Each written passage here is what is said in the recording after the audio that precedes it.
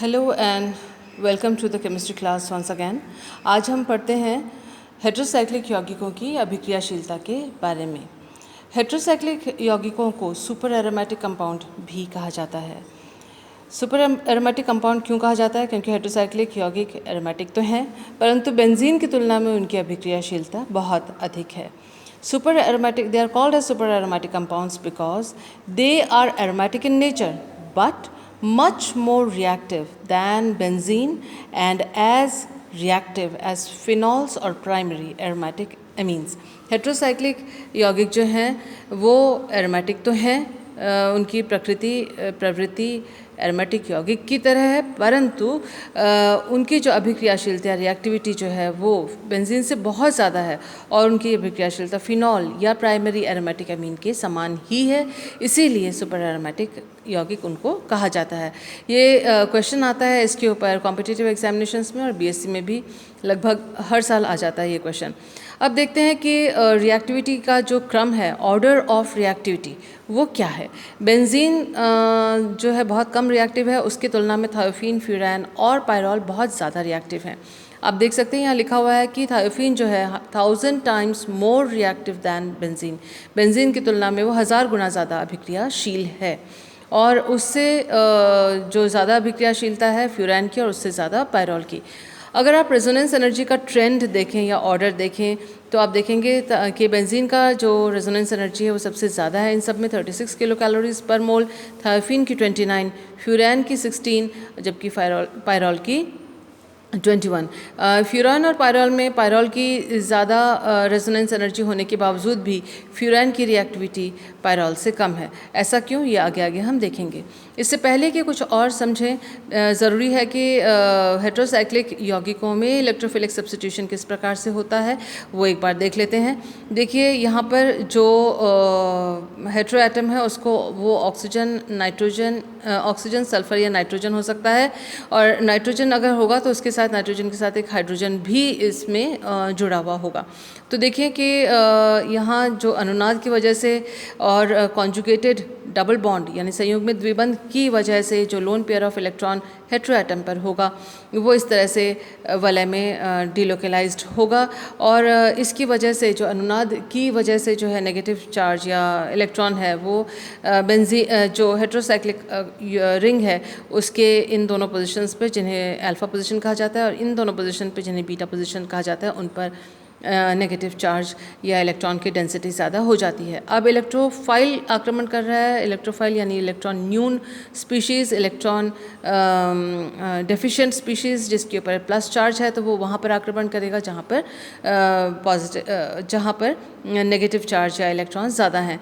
तो hetero atom पे resonance की वजह से आ गया प्लस चार्ज और रिंग पे आ गया नेगेटिव चार्ज। तो अल्फा पर जब हमने देखा कि आक्रमण किया इलेक्ट्रोफाइल ने हर कार्बन पर, क्योंकि एक एक हाइड्रोजन होता है, यहाँ पर एक हाइड्रोजन भी है, एक हाइड्रोजन है, एक हाइड्रोजन है, एक हाइड्रोजन है। तो इस कार्बन अल्फा कार्बन पर जब इसने इलेक्ट्रोफाइल ने आक्रमण किया तो उस पर जो हाइड्रोजन लिखा था पहले से अटैच्ड, उसको हमने इस प्रकार से दिखाया ताकि अभिक्रिया को बेहतर तरीके से समझाया जा सके। तो इस तरह का जो कैटायनिक इंटरमीडिएट इलेक्ट्रोफिलिक अटैक के बाद मिलता है उसमें ये जो कार्बन है अल्फा कार्बन, यहाँ sp2 था, अब वो sp3 हाइब्रिडाइज्ड कार्बन में परिवर्तित हो गया। लेकिन ये जो मध्यवर्ती बना है वो अनस्टेबल है। अनस्टेबल इसलिए क्योंकि इसमें अब एरोमेटिकता नहीं रही, इसकी एरोमेटिसिटी फिनिश हो गई है, इसलिए ये वापस जल्दी से एरोमेटिसिटी को रीगेन वापस पुनः प्राप्त करना चाहेगा और कार्बन हाइड्रोजन बंध के इलेक्ट्रॉन्स को वो शिफ्ट करना चाहेगा कार्बन कार्बन के बीच में। अगर एक बंध में दो इलेक्ट्रॉन्स होते हैं, दोनों इलेक्ट्रॉन्स अगर यहाँ बंध के लिए शिफ्ट हो गए तो ये जो कार्बन हाइड्रोजन बंध है वो टूट जाएगा और hydrogen as H plus hydrogen H plus के रूप में यहाँ से निष्कासित या रिमूव हो जाएगा, बाहर चला जाएगा। और इस तरह से ये बॉन्ड्स की शिफ्टिंग है। ये देखिए पाई बॉन्ड इन दोनों के बीच में आ गया, ये रहा यहाँ पर एक नया पाई बॉन्ड बना इन दोनों के बीच में, इन दोनों के शिफ्ट होने की वजह से।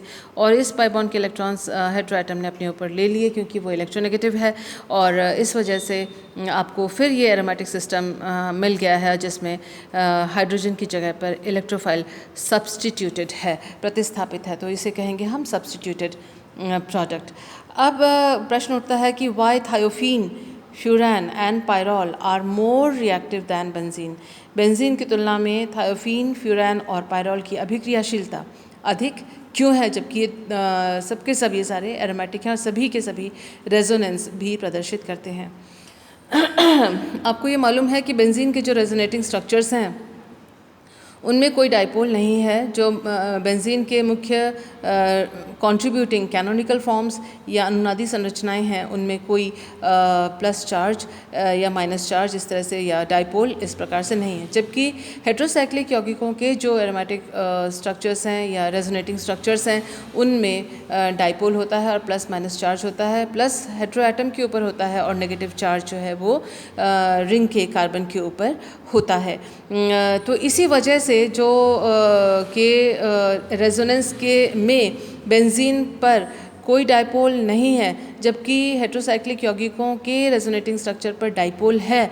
इस वजह से बेंजीन में अनुनादी अधिक प्रभावशाली है और हेट्रोसाइक्लिक यौगिकों में रेजोनेंस या अनुनाद कम प्रभावशाली या कम इफ़ेक्टिव है। तो ज़्यादा इफ़ेक्टिव बेंजीन में रेजोनेंस है तो ज़्यादा स्टेबल होगा बेंजीन, अभिक्रियाशीलता कम होगी। और डाइपोल की वजह से रेजोनेटिंग स्ट्रक्चर्स हेट्रोसाइक्लिक यौगिकों के में रेजोनेंस कम प्रभावशाली है, और रेजोनेंस कम प्रभावशाली है तो रेजोनेटिंग जो स्टेबलाइजेशन है रेजोनेंस के द्वारा वो कम होगी स्थायित्व, और कम स्थायित्व का अर्थ है अधिक अभिक्रियाशीलता। तो वो थी फर्स्ट कारण वो था। और सेकंड कारण देखिए कि बेंजीन की तुलना में फ्यूरान, थायोफीन और पायरॉल की अभिक्रियाशीलता ज़्यादा क्यों है। दूसरा कारण ये देखिए, due to lone pair of electrons a negative charge is there in heterocyclic ring by resonance, hence electrophile attacks heterocyclic compounds much faster than in the case of benzene. देखिए अनुनाद के द्वारा अभी जो हम बात कर रहे थे अनुनादी संरचनाएं, बेंजीन की अनुनादी संरचनाएं मुख्य ये है जहाँ पर कोई चार्ज वलय पे नहीं है, और जबकि जो ये हेट्रोसाइक्लिक यौगिकों के जो अनुनादी संरचनाएं हैं Z ऑक्सीजन, नाइट्रोजन या सल्फर में से कोई एक हो सकता है। इसमें अनुनादी संरचना में देखिए नेगेटिव चार्जेस यहाँ पर टॉप में इस कॉर्नर पे, टॉप में इस कॉर्नर पे, यानी दोनों टॉप पे नेगेटिव चार्ज, इधर देखिए नेगेटिव चार्ज यहाँ पर साइड में और नेगेटिव चार्ज यहाँ पर साइड में, यानी इन दोनों जगह पे, यानी कुल मिला के 4 नेगेटिव चार्ज, 4 कार्बन के ऊपर एक कार्बन के ऊपर एक बार नेगेटिव चार्ज रेजोनेटिंग स्ट्रक्चर्स के द्वारा या रेजोनेंस के द्वारा आया हुआ है। और हम बात कर रहे हैं इलेक्ट्रोफाइल के आक्रमण की, इलेक्ट्रॉन्स नहीं प्रतिस्थापन अभिक्रिया की। तो इस स्थिति में जहाँ पे वलय पे प्लस माइनस चार्ज है, वलय पर माइनस चार्ज है, तो E+ का आक्रमण वलय पर आसान हो जाता है, जबकि बेंजीन में ऐसी कोई स्थिति नहीं है जहाँ पर वलय में कोई नेगेटिव चार्ज हो या कोई इस तरह से पॉजिटिव चार्ज हो। तो इसलिए इलेक्ट्रॉन स्नेही या इलेक्ट्रोफाइल का किसी भी नेगेटिव सेंटर पर यहाँ पर आक्रमण आसान नहीं हो सकता, उतना आसान नहीं हो सकता जितना कि हेट्रोसाइक्लिक यौगिकों के रिंग पर है, जहाँ पर के कार्बन के ऊपर माइनस चार्ज है। ये दूसरा कारण है जिसकी वजह से बेंजीन की तुलना में थायोफीन, फ्यूरान और पायरॉल की रिएक्टिविटी ज़्यादा है। दूसरा क्वेश्चन है, thiophene is more stable than furan and pyrrole, why? कि थायोफीन जो है फ्यूरान और पायरॉल की तुलना में ज़्यादा स्थायी है, क्यों? कारण बताइए, कारण लिखें। पहला कारण है सल्फर एटम का साइज़ जो है वो बहुत बड़ा है, दैट इज़ 1.04 एंगस्ट्रॉम यूनिट, जबकि ऑक्सीजन और नाइट्रोजन, ऑक्सीजन फ्यूरान में और नाइट्रोजन पायरॉल में उनका जो साइज़ है वो 0.74 एंगस्ट्रॉम यूनिट होता है, जो कि सल्फर से काफ़ी छोटा है। आप जानते हैं कि अभिक्रिया के दौरान जो मध्यवर्ती बनता है, इलेक्ट्रॉन से ही अभिक्रिया के दौरान जो मध्यवर्ती बनता है उसमें जो हेट्रो एटम है उसके ऊपर प्लस चार्ज आता है। तो प्लस चार्ज सल्फर अपने बड़े आकार होने के कारण आसानी से उसको कैरी कर लेता है, आसानी से होल्ड कर लेता है। देखिए bigger sized as atom holds positive charge more easily, आसानी से पकड़ लेता है, उसको धारण करता है।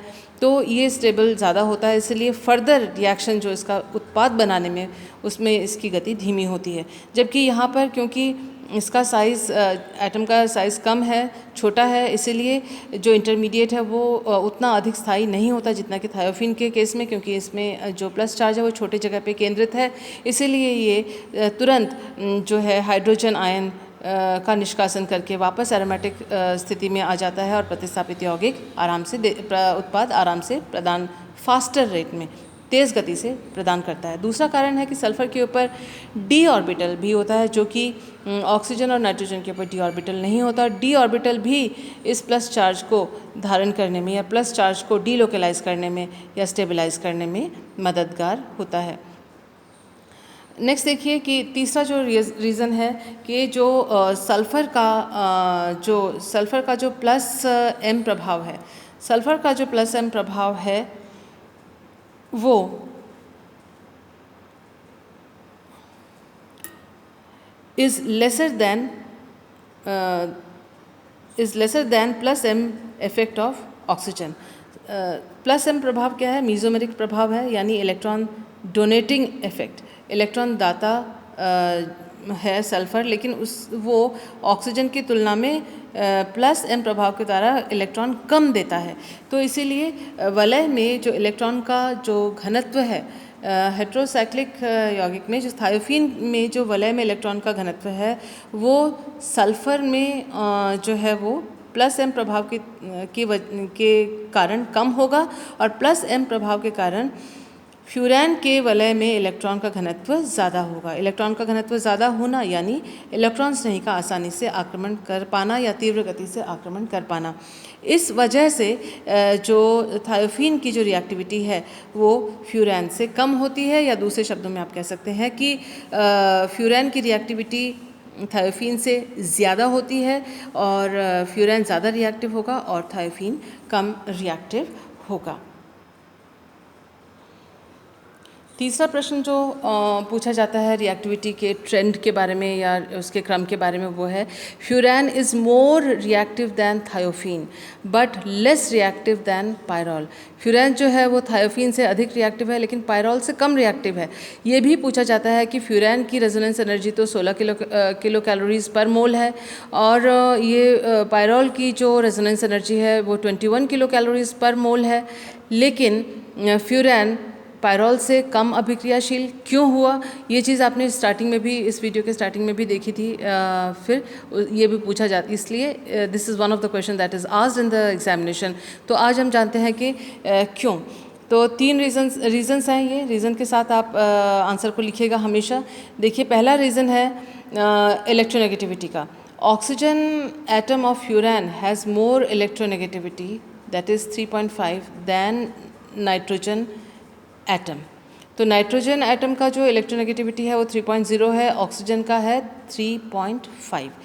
उसका मतलब electron density in heterocyclic ring is less in furan, therefore, या which implies slower rate of electrophilic attack in furan. का क्या कहा गया है इसके अंदर कि जो इलेक्ट्रोनेगेटिविटी है फ्यूरैन की वो 3.5 है।